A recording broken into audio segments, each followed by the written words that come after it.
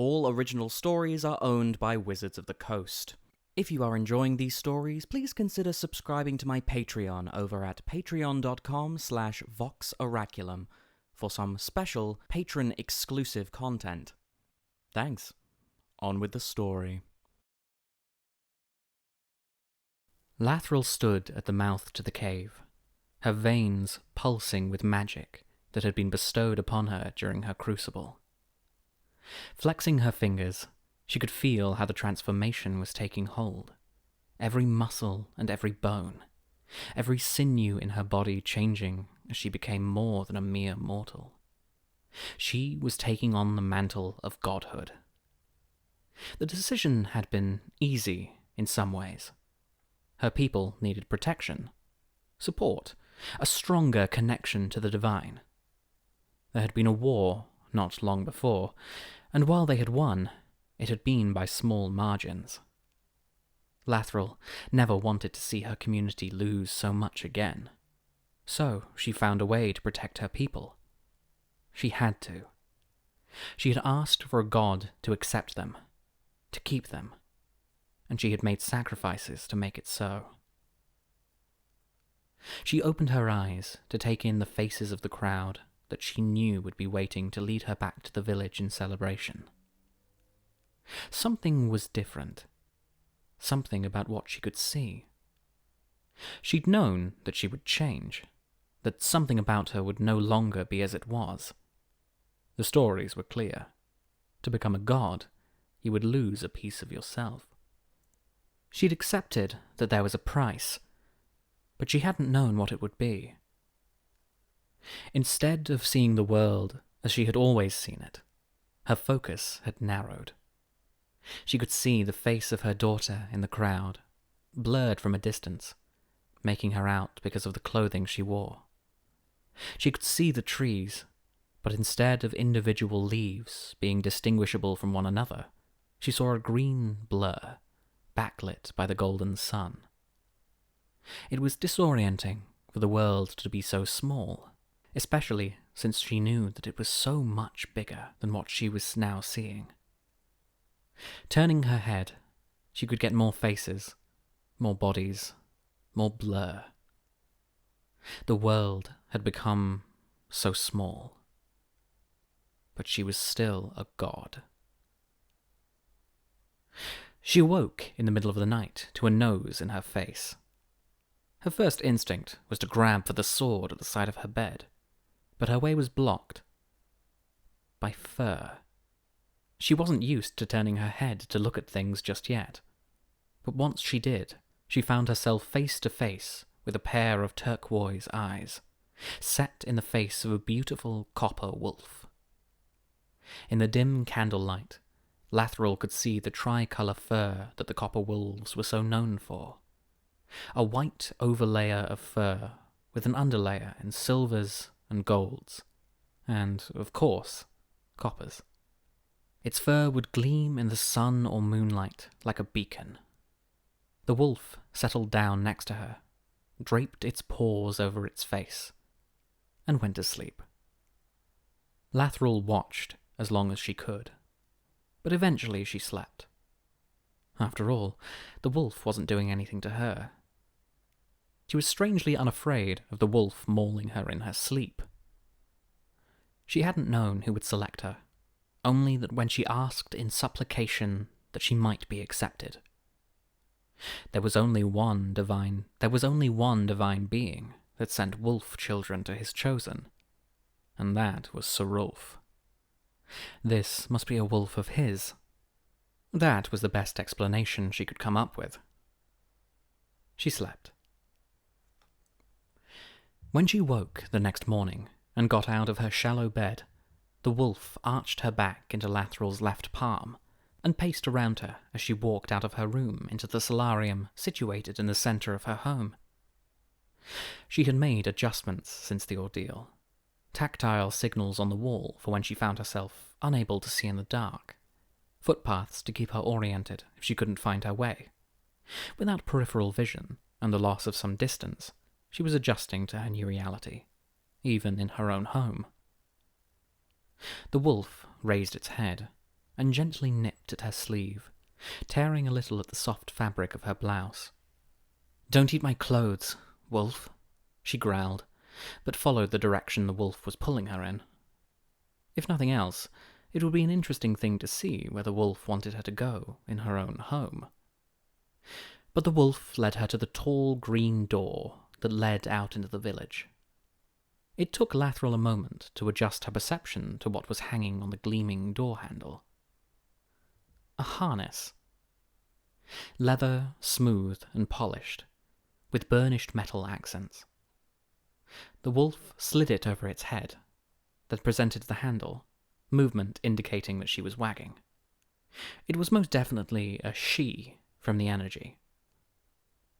The leather was smooth and supple, perfectly comfortable in her hand, like a sword grip that had been designed for its bearer.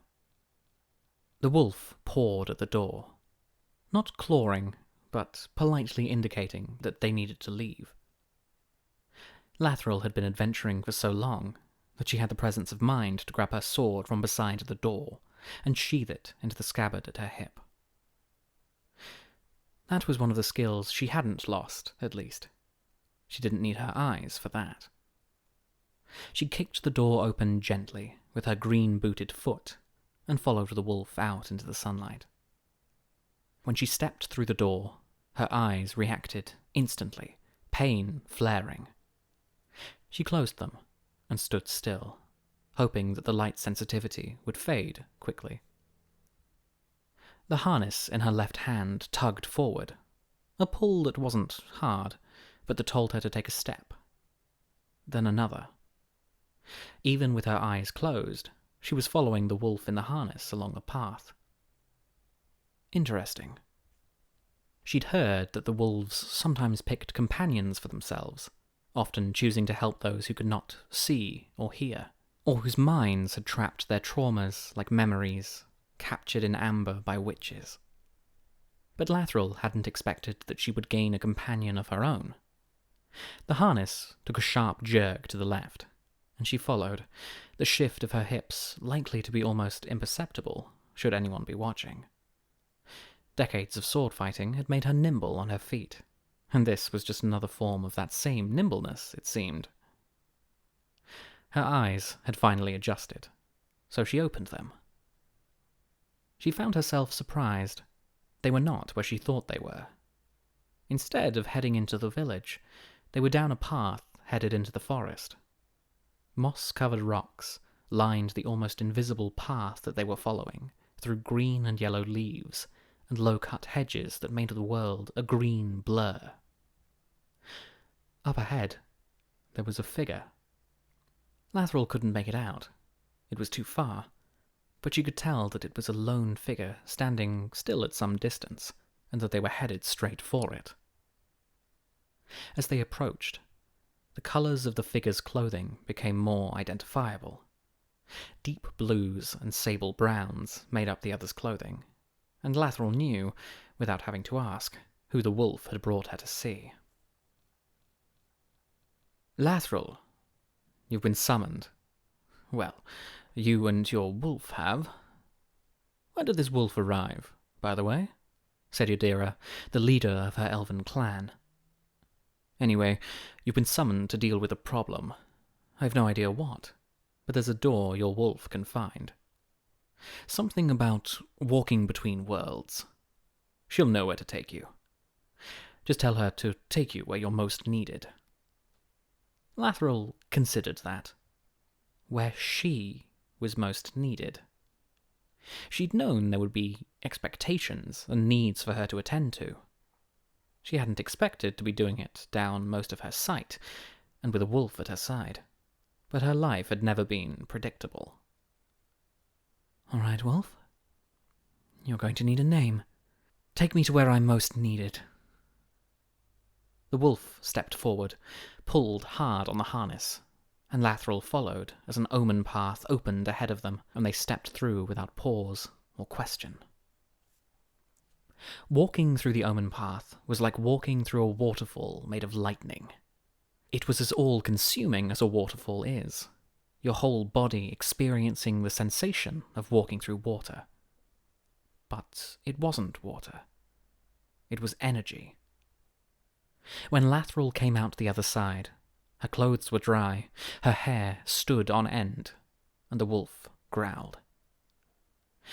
After she registered the growl, however, there was a much more important sound to be heard.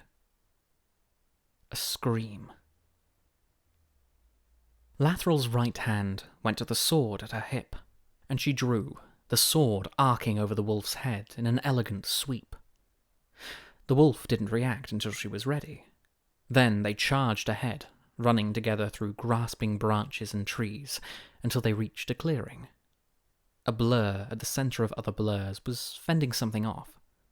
Several somethings, as it turned out, as Lathril and the wolf came closer. She appeared to be a human girl, maybe 11 or 12 years old. Looking human and being human were two different things. Who knew what dwelled in this unfamiliar realm? But it didn't really matter. Here was someone who needed her help. Lathril let go of the wolf's harness and moved into action. "Get behind the wolf, child!" she shouted to the obviously terrified girl as she swept into action, sliding herself directly into the fray. Swordplay while blind worked better when she could assess their blades, and so she moved quickly to evaluate the situation.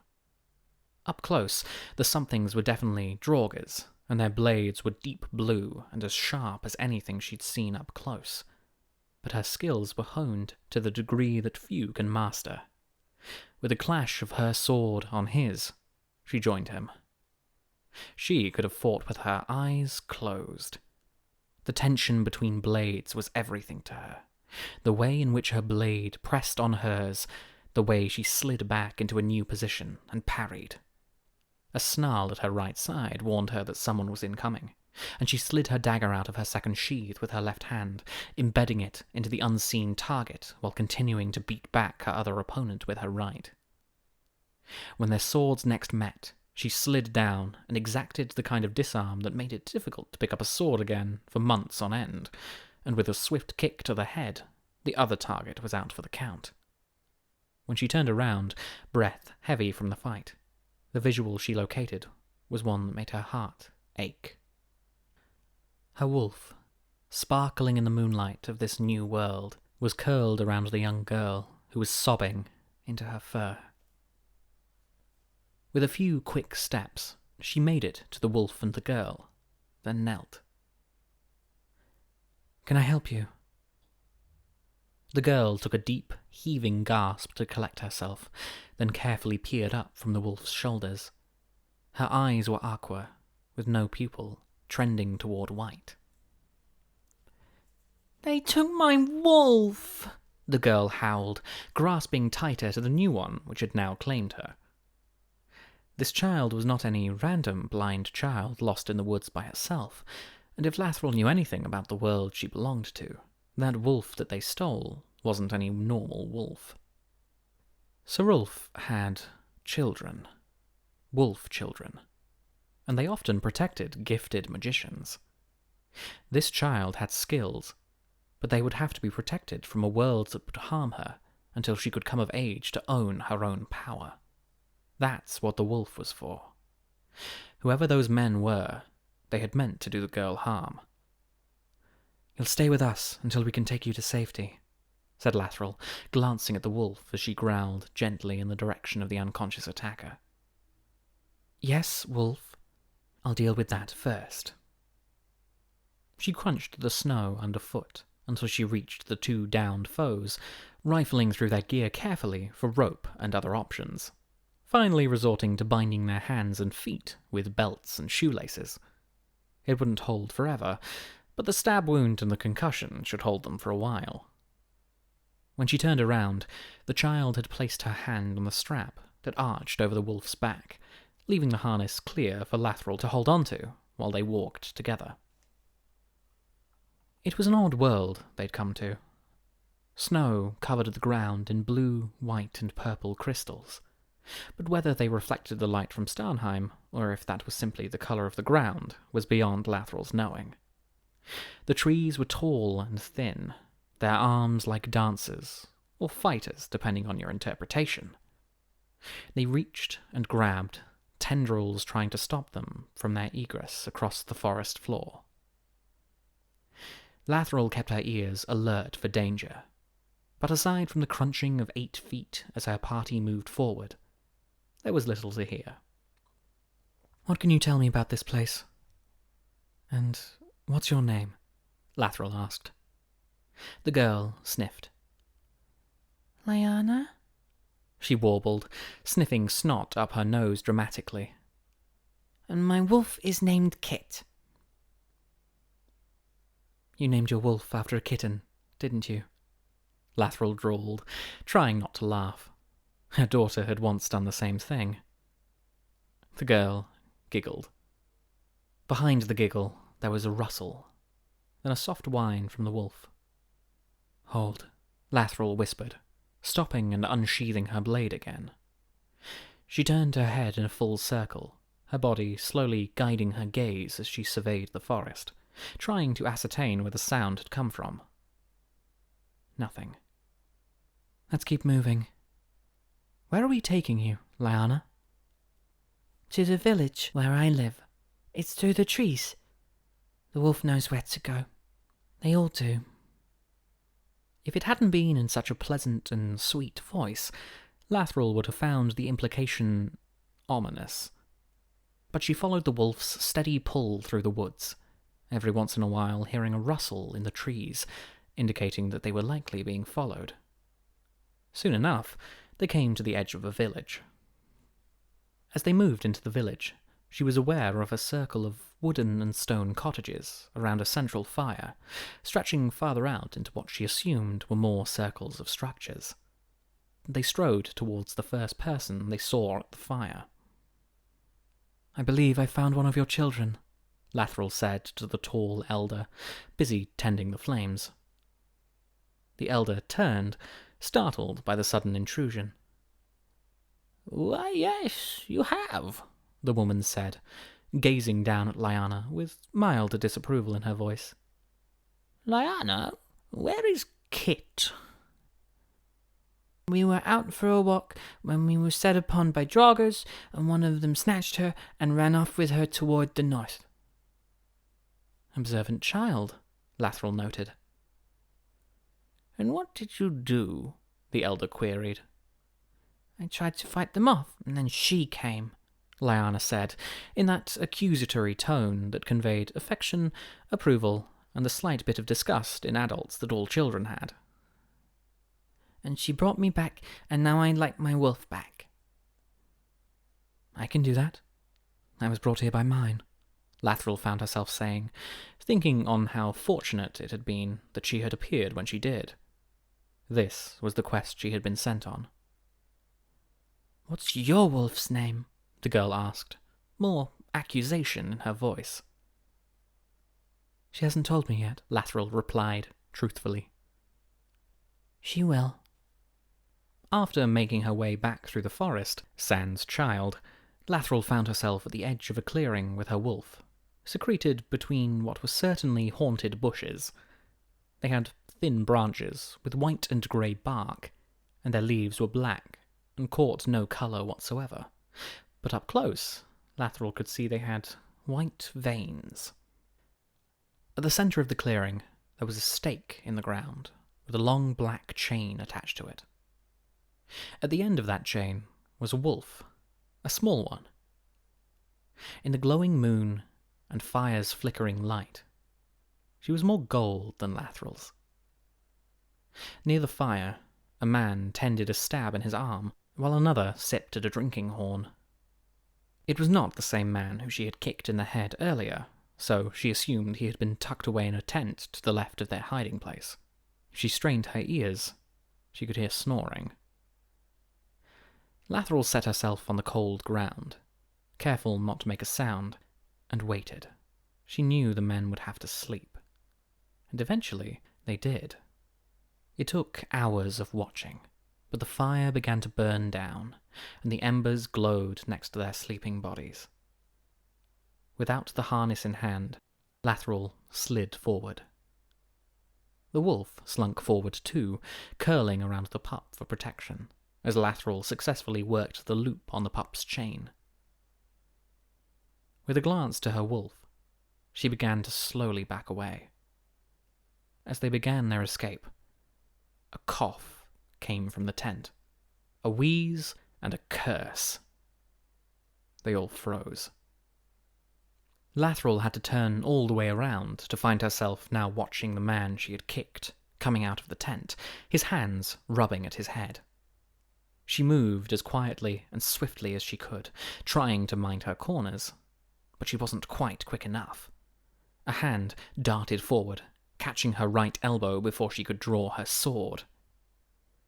More of a brawl than a sword fight, then, she thought. Her instincts took over.